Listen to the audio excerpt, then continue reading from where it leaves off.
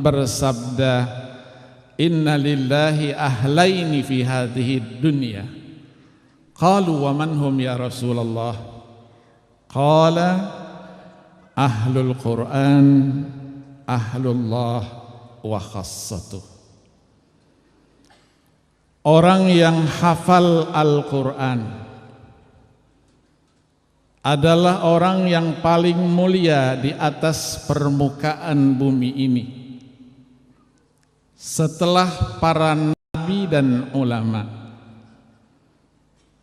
Tadi di awal pembicaraan kita telah disampaikan sebuah hadis, "Inna akramal ibadi indallah fi hadhihi dunya." Sesungguhnya hamba Allah yang paling mulia di atas permukaan bumi ini, ba'dal anbiya, setelah para nabi-nabi, adalah al-ulama.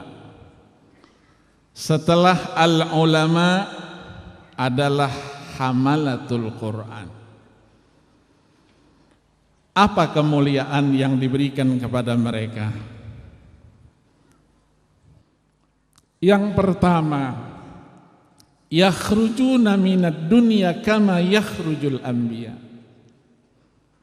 Mereka akan keluar meninggalkan dunia ini sama dengan para nabi-nabi meninggalkan dunia ini. Artinya apa? Jaminan Allah untuk hamalatul Quran bihusnil khatimah. Allahumma ja'alna minhum.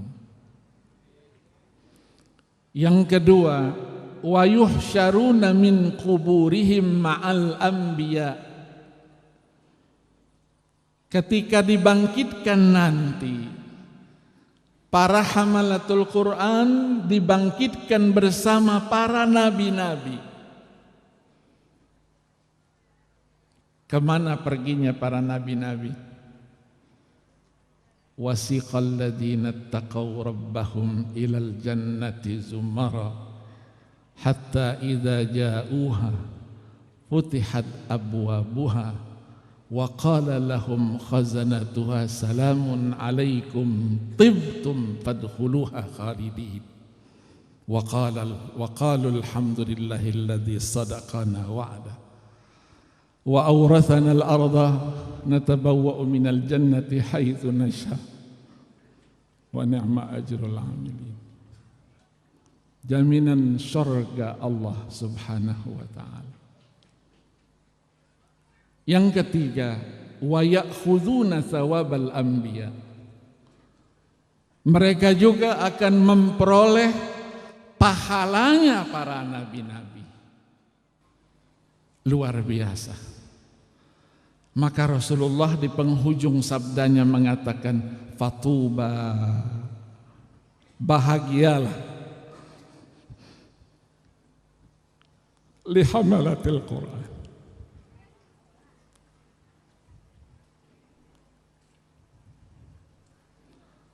Al-Quran apabila sudah bersama kita,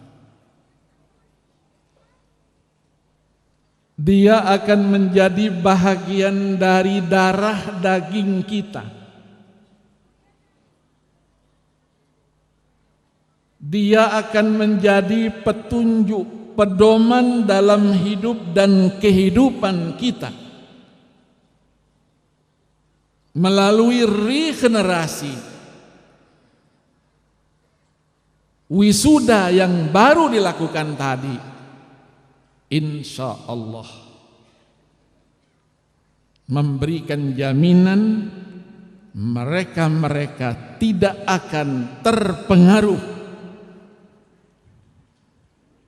dengan kemajuan teknologi apapun.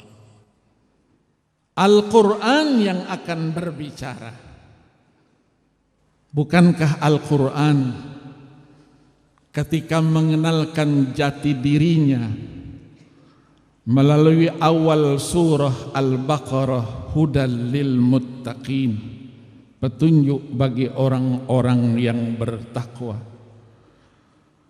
melalui ayat 185 dari surah yang sama.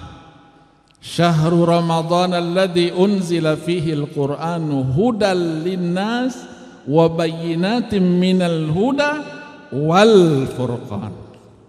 Pembeda antara yang hak dan yang batil. Al-Quran adalah cahaya, kitab yang nyata.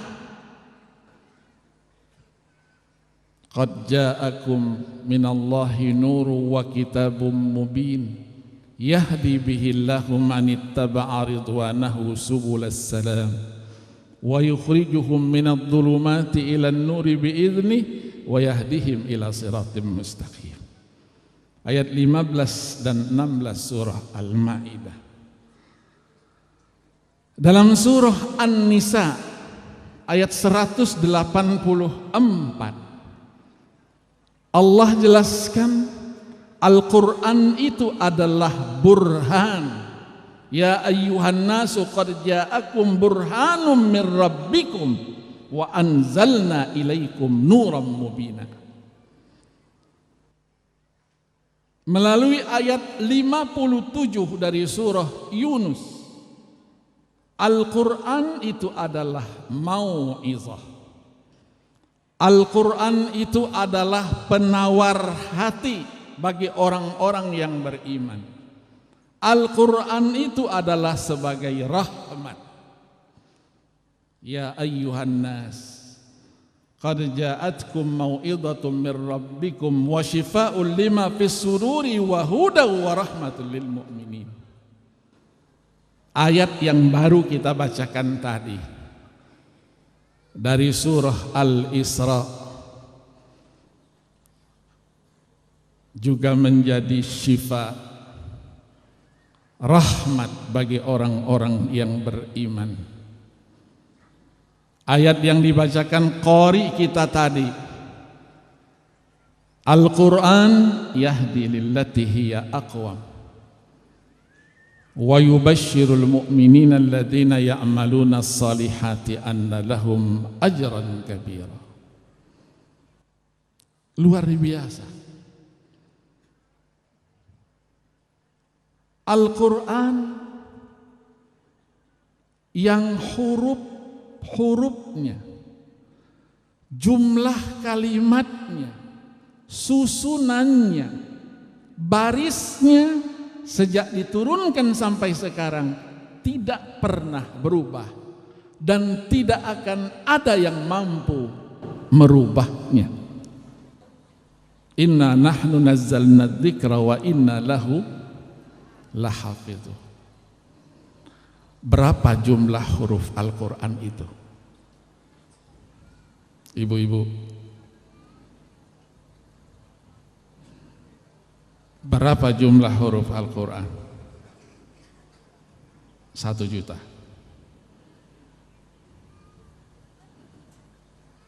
Nggak ada ibu-ibu? Berapa jumlah huruf Al-Quran?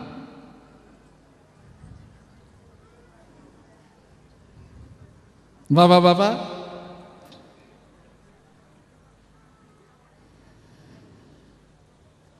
berapa jumlahnya? 323.671. Berapa jumlah kalimatnya? Ada yang tahu? Naik 500.000, 1.500.000. Ada yang tahu? Ibu-ibu? Nggak tahu. Saya jawab sendiri, uangnya untuk saya. 77.934 kalimat.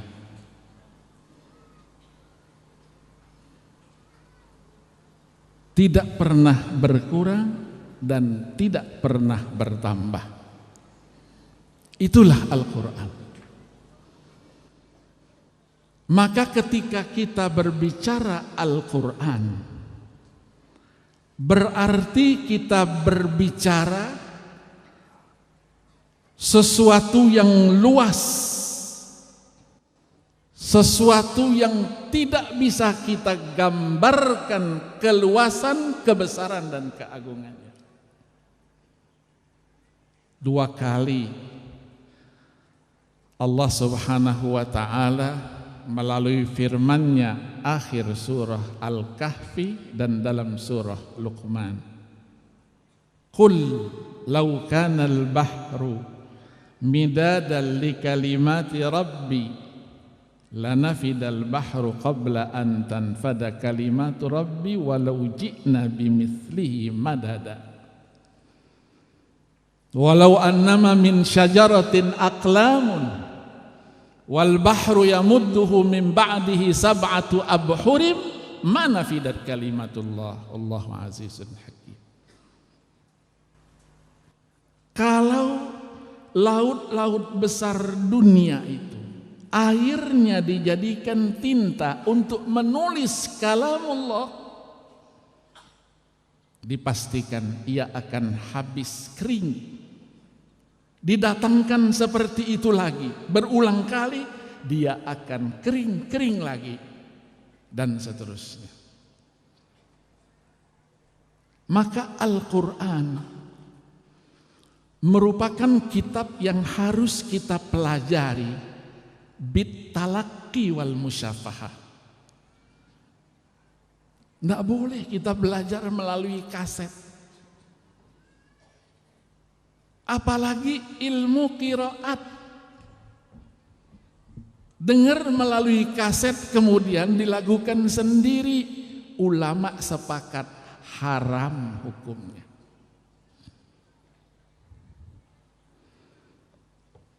Maka Al-Quran itu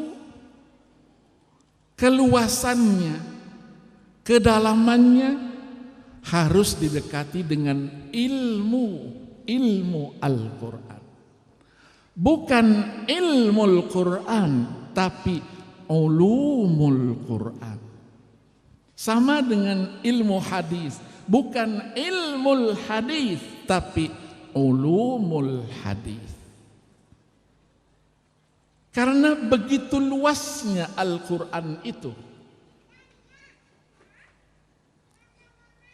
Al-Imam Az-Zarkashi, Badruddin Az-Zarkashi Asy-Syafi'i, ulama terkemuka abad ke-8 Hijriah, multidisipliner. Dia juga penulis usul fikih, dia juga penulis ilmu Al-Quran yang sampai sekarang kitabnya berada di tengah-tengah kita, Al-Burhan fi Ulumil Quran. Dalam muqaddimahnya beliau menyebutkan setelah menyampaikan bahwa cabang-cabang ilmu Al-Quran itu sekian banyak. Apa kata beliau?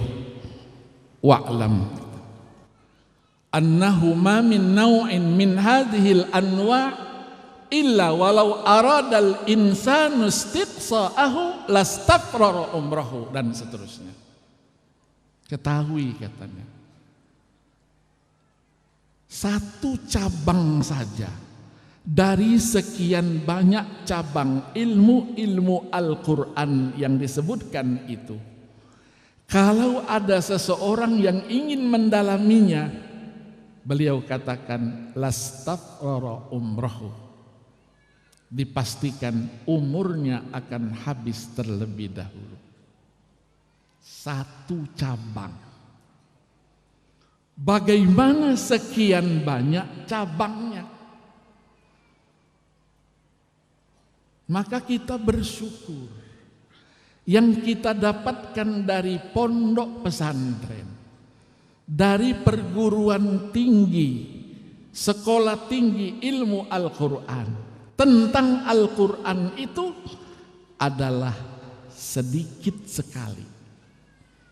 Kalau bahasa orang di Timur Tengah itu hanya bil barokah saja.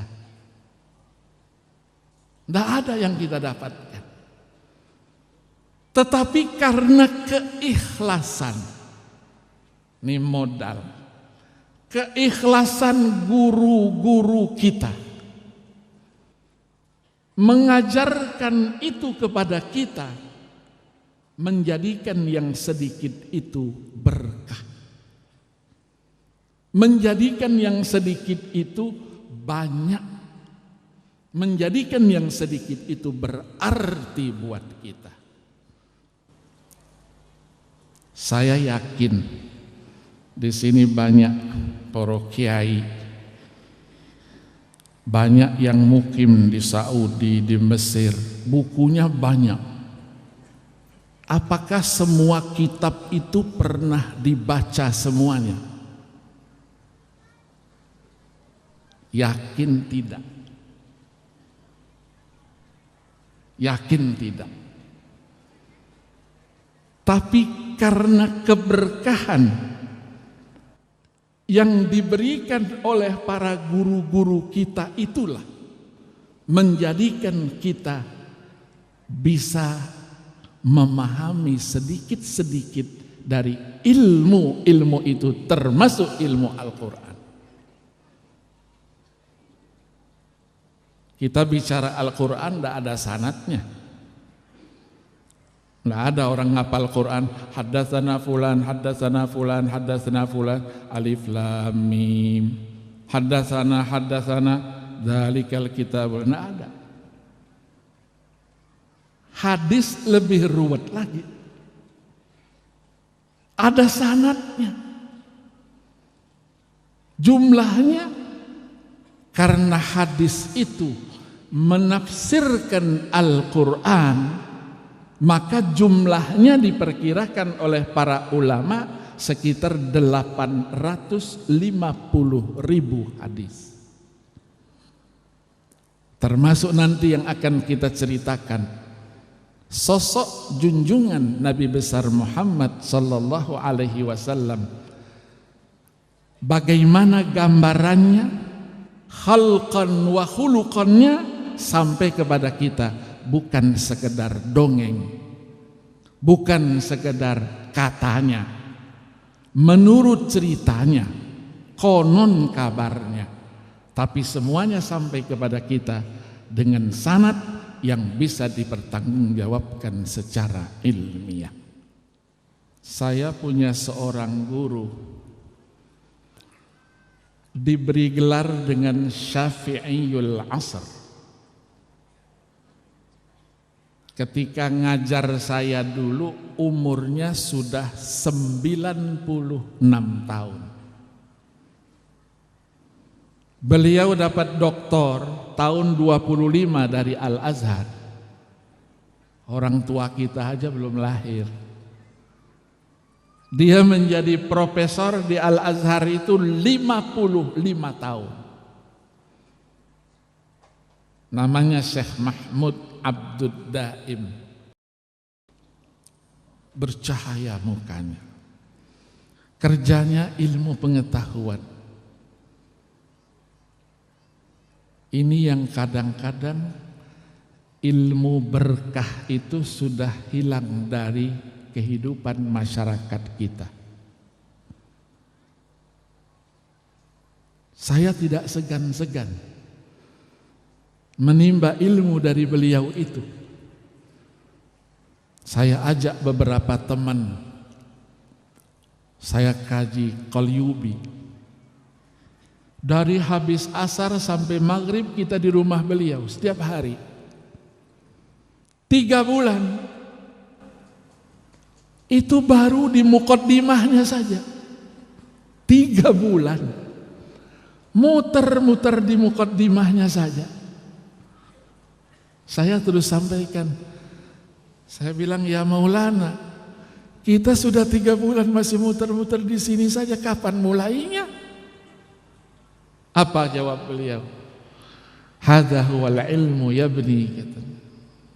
Wal ilmu bahrun wasi'. Itulah ilmu, wahai anakku. Ilmu itu bagaikan laut yang begitu luas.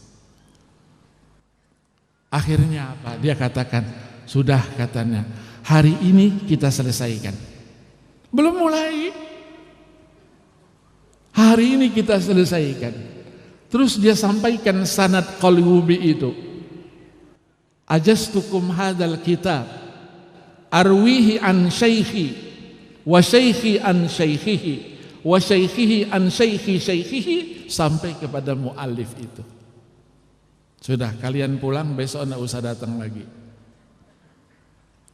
Seolah-olah kita dibuka, diisi, masuk semuanya Qalyubi itu ke dalam otak kita. Tutup, pulang, bawa sendiri sana. Itu keberkahan. Keberkahan. Yang penting belajar ilmu apa saja, apalagi ilmu agama, niatkan ikhlas karena Allah Subhanahu wa ta'ala. Belajar ilmu